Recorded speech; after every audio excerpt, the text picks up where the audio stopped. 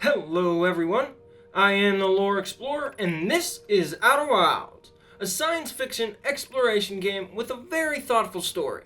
And in today's loop, I want to talk about the philosophical concepts we can find in the game. As with the science, it wasn't the main point of the story. They didn't go out of their way to present you philosophical concepts. But, again, if we take the time to put it under a microscope, a lot of the game has some heavy philosophical questions that can be asked. As always, this video will contain spoilers for Outer Wilds. Some people may think science and deep philosophical concepts are at odds, but philosophy literally translates to the love of wisdom and has been used in the past to describe any body of knowledge or way of life. So philosophical concepts being in a game about science isn't really surprising. With many of the scenarios in Outer Wilds, for all of its accurate science, they are still open to philosophical interpretation. I think one of the first philosophical experiences we are put through as a Hearthian is our death. Within the first half hour of gameplay, you are bound to die. But after a quick sequence of our memories playing back, we simply wake up where we started as if nothing happened. The game presents this as our memories being sent back in time to our sleeping hatchling who is still eager to launch. And this happens over and over again to us. Now the question is that really us each loop? From our understanding of the Ash Twin projects, our body didn't go through the black hole, so we didn't get sent back in time. Only our memories went through the black hole. So it's probably not the same body at the very least. But I mean, we still look like ourselves. People still treat us as us. We have all the same old memories we still had, just plus some. And our body even feels the same as it used to. So yeah, we're the same being, right? Well, even the makers of the Nomai statues were not so sure of this. When it comes down to it, what really makes us, us? Is it our body? Our memories? Maybe our essence or soul? If our memories make us who we are, wouldn't the last Hearthian with 100 different memories from 100 different loops jammed into their head be different from the first one who was just sleeping in their sleeping bag? Or even better, what if Gabbro somehow accidentally received our memories via statue? Would that make Gabbro us? Okay, maybe not that. Maybe our body is the ticket to what makes us us. But then, what if we send our body and our memories back through the black hole at the same time? This results in a copy of us inside the Ash Twin projects that the game dubs Self, as well as us waking up at the campfire as if nothing happened. This essentially leaves two versions of us in the same universe. So, which one of us is us? The one that woke up as us? Or the one we played as last loop that's now inside the ATP as Self? The way I see it, we are technically a different Hearthian every time. But the beauty of philosophy is, there isn't always one answer to every question. We may not be the same physical being every time. Our memories and viewpoints even change throughout the game, but that still doesn't necessarily mean that we aren't us every time. Who am I to say that the soul or essence of a being doesn't transcend time and space? One of my favorite philosophies presented is sadly only a dream here on Earth. The urge for the Hearthians to throw all caution to the wind and dedicate themselves fully to space exploration. The Hearthians were not necessarily exploring for the advancement of scientific knowledge. A few of them may have been, but mostly they were there to explore. Just to frickin' explore. Obviously it's easier when a species lives as one like the Hearthians do.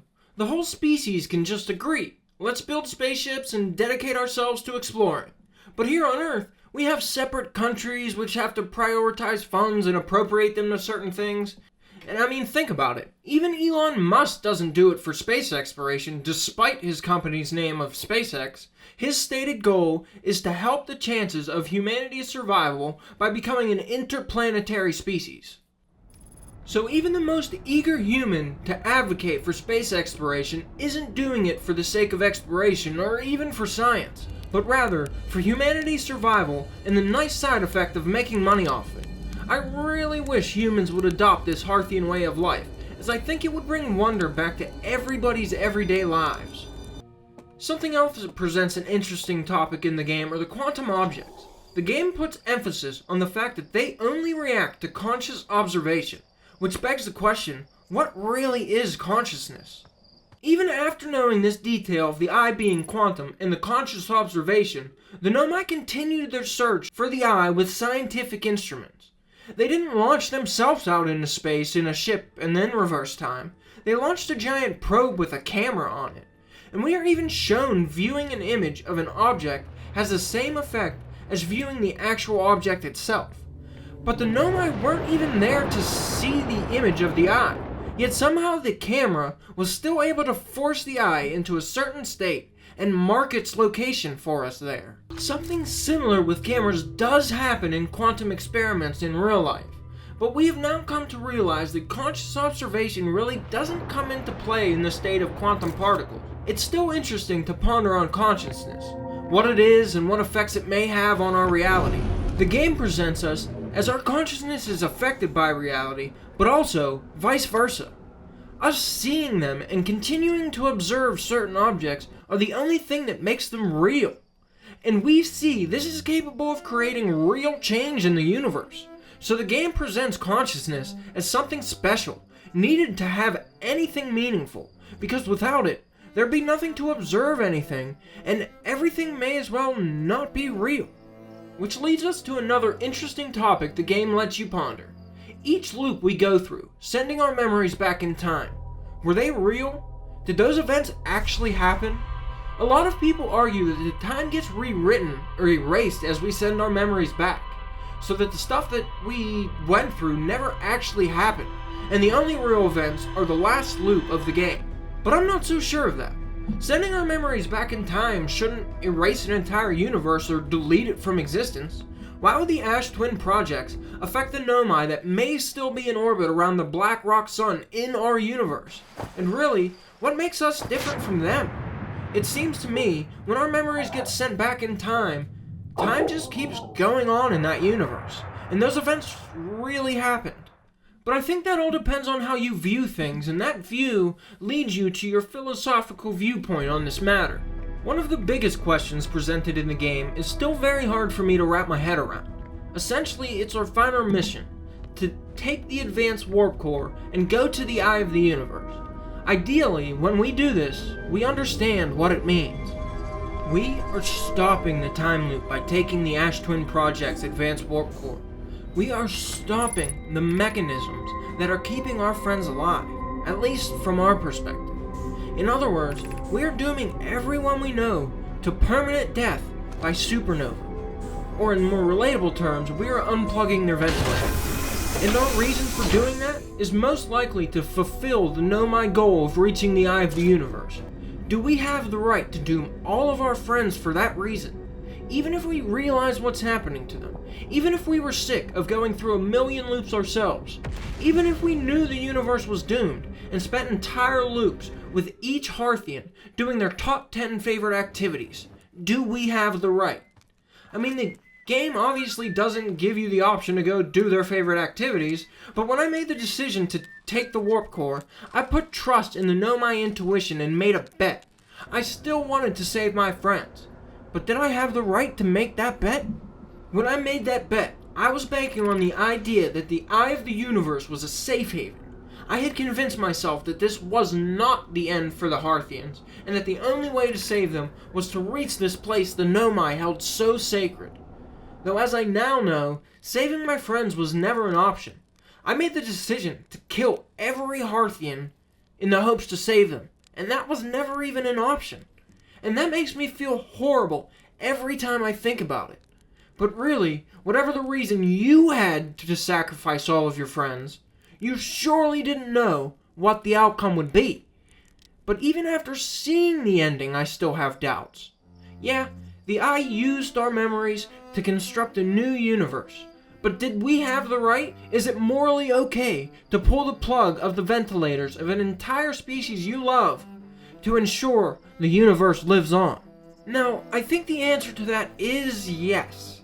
It'd be horribly selfish to cling on to a few Hearthian days lived on repeat over and over, all while knowing the universe needed you. but it's still not an easy thing to do. We pulled those ventilator cords when we removed the Ashwin Project's advanced warp core, and when we did it, we most likely did it to live out the Nomai's fantasy of reaching the eye. Or in the best case scenario, we were deluded and convinced ourselves that it was the only option left to save our friends. But in any case, I think great philosophers would love this one. Is it okay to end the time loop keeping all of your friends and loved ones alive to ensure that the universe doesn't end? Surprisingly, the Eye of the Universe actually holds a few life lessons if you care to see them. In the 14.3 billion year end slide, we see our actions have saved the universe.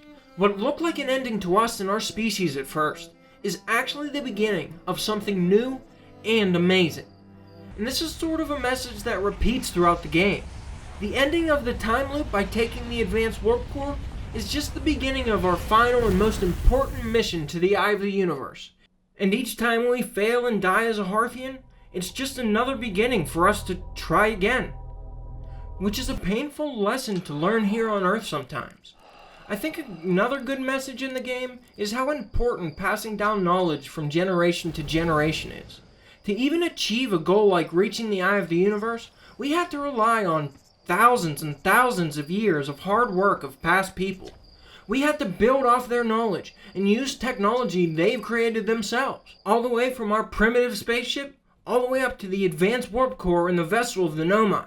Without working to accumulate all this knowledge, and without us coming by to properly implement it, the universe may have come to a needless end.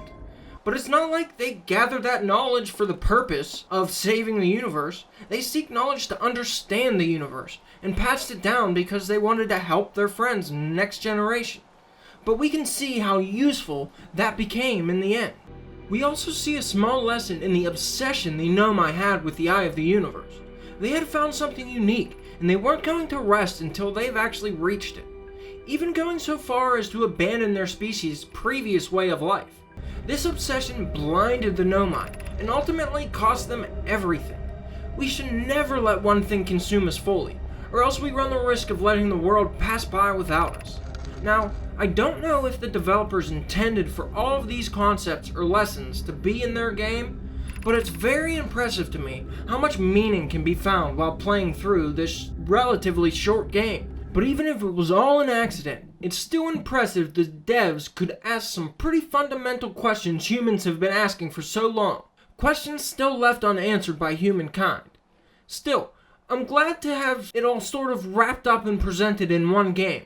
They are mostly things I've thought about or been introduced to in the past, but to have them all presented together in one cohesive experience is something special to me. Hopefully this video has given you something to think about, because a video about philosophy that doesn't give you something to think about, well, it's totally failed.